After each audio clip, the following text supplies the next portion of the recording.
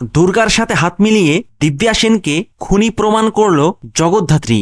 জগদ্ধাত্রী ধারাবাহিকে ইতিমধ্যেই আমরা দেখতে পেরেছি যে দুর্গা তার মায়ের কেসটা সলভ করার জন্য মরিয়া হয়ে উঠেছে। দুর্গা নিজেই জগদ্ধাত্রীর রূপ ধরে আসল রহস্য ভেদ করার চেষ্টা করছে। মানে মূল অপরাধী দিব্যা সেন এবং উৎসব, এই দুজনকে কঠিন শাস্তি দেওয়ার সংকল্প করেছে দুর্গা। আর দুর্গার সাথে এখন হাত মিলিয়েছে জগদ্ধাত্রী। জগদ্ধাত্রীও খুনি দিব্যা সেনের শাস্তি চাইছে।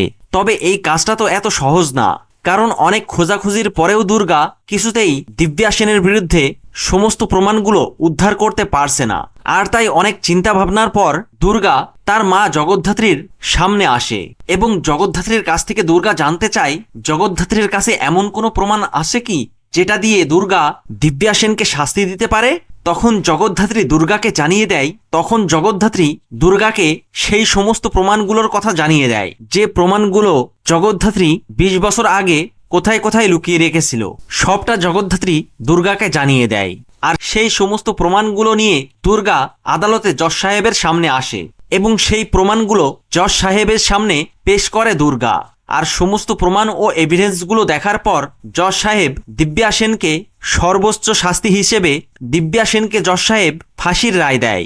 আর এই কথাটা শুনে দিব্যা সেন তখন হাউমাউ করে কান্না করে দেয়। হ্যাঁ বন্ধুরা, এবার জগদ্ধাত্রী ধারাবাহিকের পরবর্তী পর্বগুলোতে আরও উত্তেজনা ও নাটকীয় মোড় অপেক্ষা করছে আপনাদের জন্য।